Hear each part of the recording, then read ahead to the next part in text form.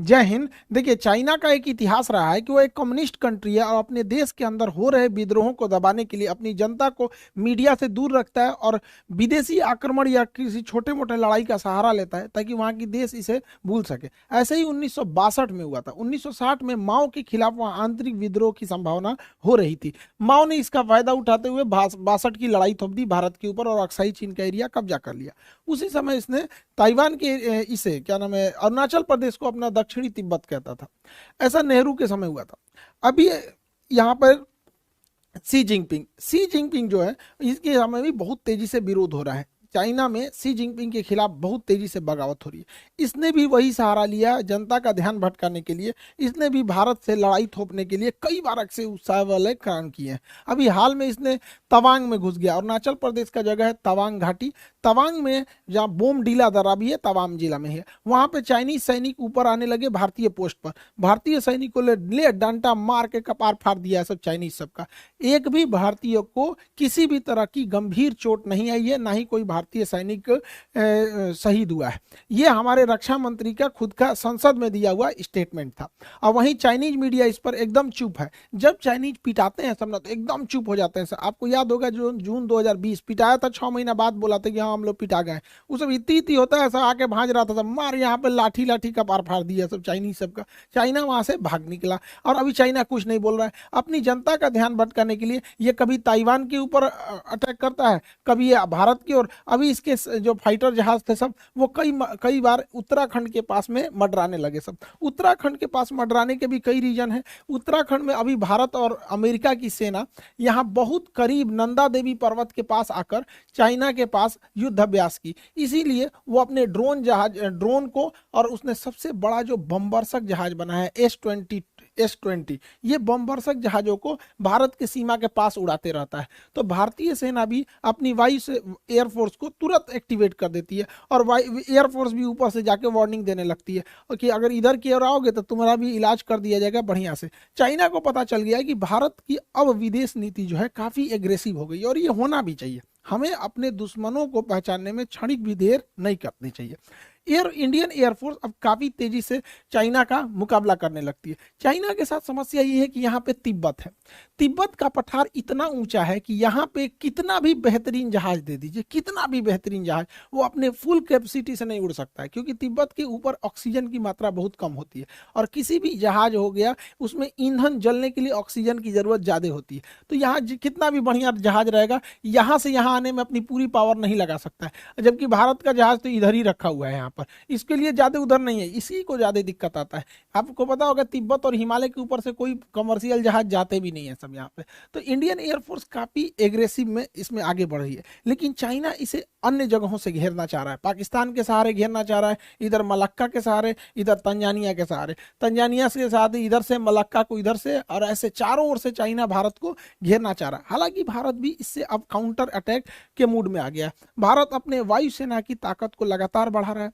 Air bases को भारत बढ़ाया जा रहा है। अभी गुजरात में दीसा एयरबेस का शिलान्यास किया गया। यह एयरबेस बहुत जरूरी था। दीसा एयरबेस कहाँ है, उससे पहले आपको पाकिस्तान के एयरबेस का आइडिया होना चाहिए। पाकिस्तान का इधर का एरिया है बलूचिस्तान, इधर उसके दुश्मन कम है अफगानिस्तान है, तो उसमें अफगानिस्तान के पास कोई उतना टेक्नोलॉजी ही नहीं है। और उसका ज्यादातर एयरबेस अगर आप देखेंगे तो ये भारत की ओर मिलेगा। ये उसने पाक ऑक्युपाइड कश्मीर है, पीओके पे कब्जा कर लिया यहाँ पे। अब यहाँ अगर आप ध्यान देंगे तो ये पाकिस्तान के बहुत सारे एयरबेस है, जिसमें एक तो यहाँ शहबाज एयरबेस इसका बहुत प्रसिद्ध है। यहाँ F-16 जहाजें रहती हैं। शहबाज एयरबेस, सुकूर एयरबेस, यहाँ पर मीरपुर एयरबेस, ये 3 एयरबेस पाकिस्तान के बहुत ही फ्रंट लाइन की एयरबेस है भारत को आगे की ओर काउंटर करने के लिए।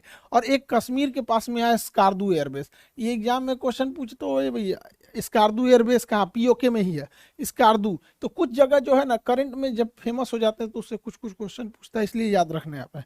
तो यहाँ मीरपुर एयरबेस, सुकूर एयरबेस और यहाँ शहबाज एयरबेस, यहाँ पर इन एयरबेस से भारत में अंदर तक हमला किया जा सकता था। इसको काउंटर करने के लिए जोधपुर में फलोड़ी एयरबेस था, गुजरात के कच्छ में नलिया एयरबेस था।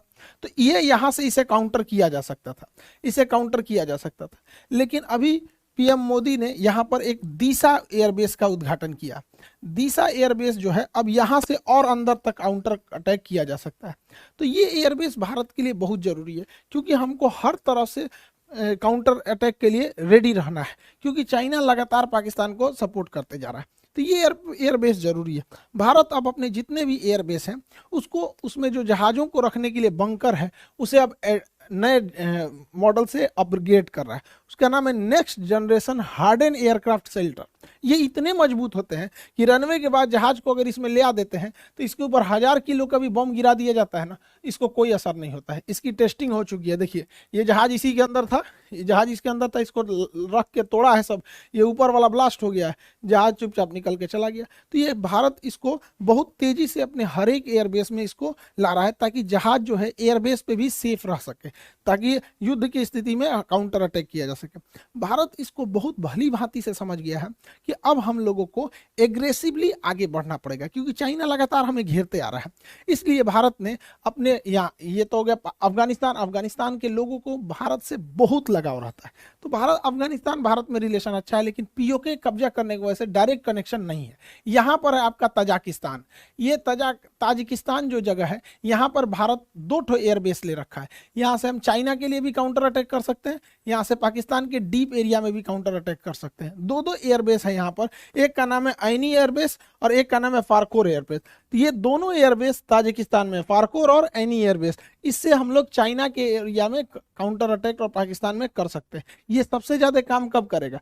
चाइना यहाँ पे सड़क बना रहा है CPEC, China Pakistan economic corridor. इसको इधर से तो अटैक करता ही हो सकता है, इस एयरबेस के थ्रू यहाँ से भी अटैक किया जा सकता है। इसलिए भारत को अब रेडी रहना है, क्योंकि चाइना में अगर ज्यादा विवाद होगा तो पक्का किसी ना किसी से उलझेगा। तो उधर या तो उलझेगा ताइवान से, नहीं तो इधर उलझेगा भारत से। इसलिए सतर्क रहना है। हम लोग के लिए भी एक तरह का ये लिटमस टेस्ट है। हालांकि भारत बहुत तेजी से अपने कदम आगे बढ़ा रहा है, लेकिन चाइना का सोच क्या है? वो सिल्क रूट के माध्यम से भारत को घेरना चाह रहा है। लेकिन चाइना की टेंशन क्या है? वो मलक्का के पास से यहाँ से भारत को, ये उसके लिए सबसे बड़ी समस्या है, क्योंकि मलक्का के पास भारत बहुत स्ट्रांग है। यहाँ पर हमारा अंडमान निकोबार है। ये अंडमान निकोबार में हमारी तीनों सेना रहती है, थल सेना, वायुसेना, नौसेना। साथ ही यहाँ नीचे में कोकोस आइलैंड है। कोकोस आइलैंड, चाइना यहाँ से या तो मलक्का से होकर निकलेगा या तो सुंडा से होकर निकलेगा। अगर मलक्का से होकर निकलेगा तो अंडमान निकोबार में कुछ आएगा, और अगर सुंडा से होकर निकलेगा तो कोकोस में कुछ आएगा। देखिए कोकोस आइलैंड हमारा नहीं, देखिए कोको अलग है।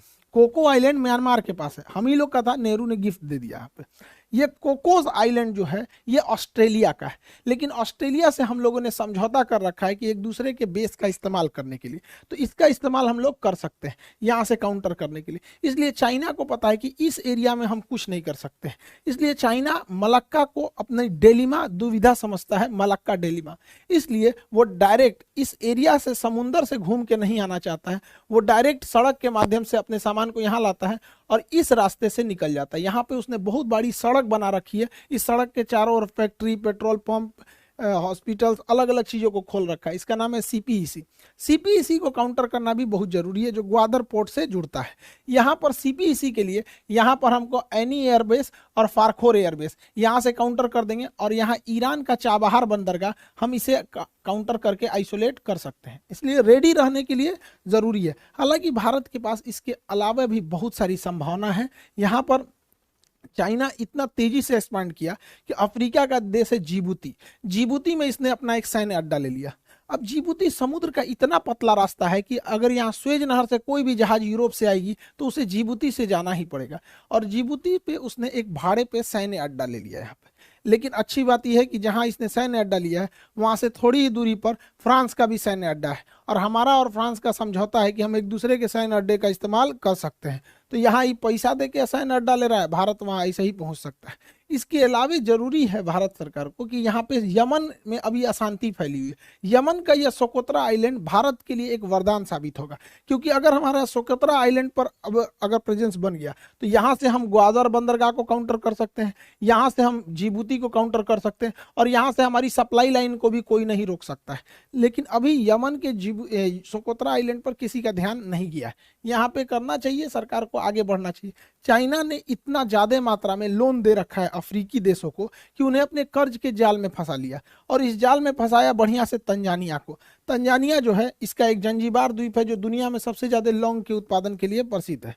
तंजानिया के सभी समुद्री तटों को चाइना मांग रहा है कि हमको दे दो लीज पे, ये सारे समुद्र तट पे हम अपने बंदरगाह बनाएंगे। और आपको पता है कि चाइना अगर बंदरगाह बना दिया तो वहां अपनी पनडुब्बी नौसेना की जहाजों को लाएगा। हम लोगों की लाख कोशिशों के बावजूद चाइना का जहाज यहाँ पर अपना लंगर डाल ही दिया। इसलिए इसे काउंटर करने के लिए भी भारत के पास कई सारे द्वीप हैं। सेशेल्स का द्वीप एजम्पशन आइलैंड जिसपे भारत अपना मतलब बेस बनाने वाला है, सेशेल्स में यहाँ पर है। मॉरिशस में एग्लीगा द्वीप है। ये दोनों द्वीप यहाँ से काउंटर अटैक के लिए यहाँ पर अवेलेबल हो सकते हैं। तो कहने का सेंस ये है कि भारत को पहले से अब रेडी रहना चाहिए, क्योंकि चाइना में जहां उथल पुथल होगा तो सी जिनपिंग अपने देश की जनता का ध्यान अपने ओर से हटाने के लिए वो कि या तो ताइवान की ओर हमला करेगा या तो फिर भारत की ओर। हालांकि भारत की ओर करेगा नहीं, अब उसको पता है कि 62 नहीं रह गया, यहाँ पे आदमी दौड़ा के मारेगा उसको। हालांकि युद्ध में अब अगर देखेंगे तो वर्तमान परिदृश्य में कई सारी चीजें चेंज हो गए हैं। यूक्रेन युद्ध में ड्रोन ने पूरी तरह से कंप्लीट सिनेरियो को ही चेंज कर दिया।